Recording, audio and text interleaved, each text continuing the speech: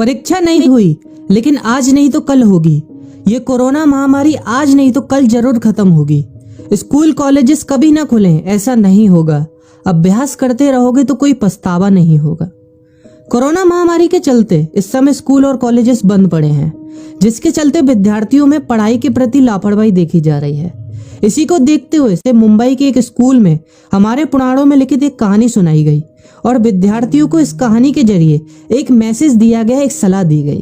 कहानी ये थी कि एक बार भगवान इंद्र किसानों से नाराज हो गए और उन्होंने घोषणा कर दी कि 12 साल तक बारिश नहीं होगी, आप फसलों को नहीं उगा पाएंगे। भगवान इंद्र से किसानों ने विनम्रता पूर्वक विनती की।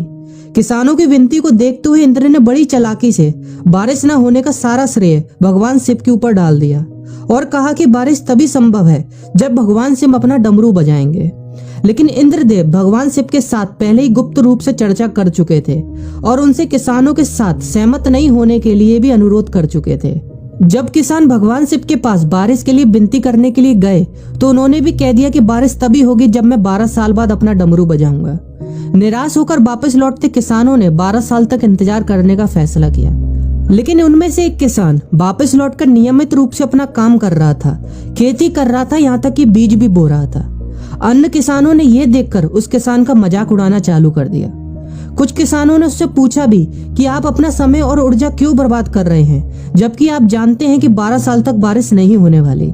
उस किसान ने जवाब दिया कि मुझे पता है कि बारिश के बिना मेरी फसल नहीं आएगी, लेकिन मैं ये सब केवल अभ्यास के रूप में कर रहा हूँ। 12 साल बाद मैं फसलों को उगाने और खेतों में काम करने की प्रतिक्रिया को भूल जाऊंगा। शरीर की काम करने की आदत छूट जाएगी और शरीर आलस का शिकार हो जाएगा।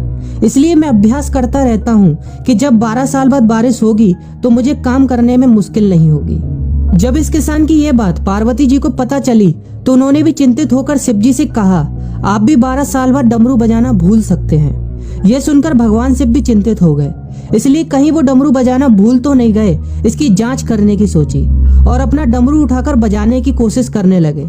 कोशिश करते हुए जैसे ही डमरू से आवाज आई वैसी बारिश होने लगी और जो किसान नियमित रूप से अपना काम कर रहा था उस किसान का खेत फसलों से हरा भरा हो गया।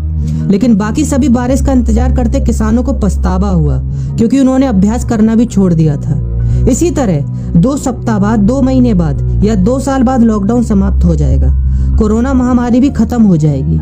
इसे घूरने या इस महामारी के खत्म होने तक का इंतजार करने से बेहतर है कि आप जिस कक्षा में हैं या जिस अगली कक्षा में जाने वाले हैं उसका अध्ययन करें। पुस्तकों का अध्ययन करके अपने कौशल को तेज करें। आपके पास जो ज्ञान है उसे और बढ़ाएं। इस समय का इस्तेमाल करें और ये सोचें कि आप और भी बेहतर कैसे कर सकते हैं, क्योंकि डमरू कभी भी बच सकता है। इसलिए अभ्यास करते रहें। अभ्यास ही गुणवत्ता का सार है। अभ्यास ही है जो आपको किसी भी क्षेत्र में पूर्ण बनाता है। अगर आप अपनी पढ़ाई के प्रति लापरवाही छोड़कर अभ्यास करते रहेंगे तो जब काम करने का समय आएगा, जब भी परीक्षा देने का समय आएगा, तो आप हर चुनौती और अपने हर क्वेश्चन का जवाब देने के लिए तैयार रहेंगे। अपना ध्यान रखें और अपनों का ख्याल रखें, क्योंकि कोरोना अभी गया नहीं है। घर पर ही रहने की कोशिश करें ताकि आप भी और अन्य भी सुरक्षित रहें और नियमित रूप से अभ्यास करते रहें, क्योंकि डमरू कभी भी बच सकता है। वीडियो अच्छी लगी हो तो वीडियो को लाइक और अपने फ्रेंड्स के साथ शेयर करना मत भूलिएगा। और अगर आप एक पेरेंट हैं तो आप भी अपने बच्चों के साथ इस वीडियो को शेयर करना मत भूलिएगा।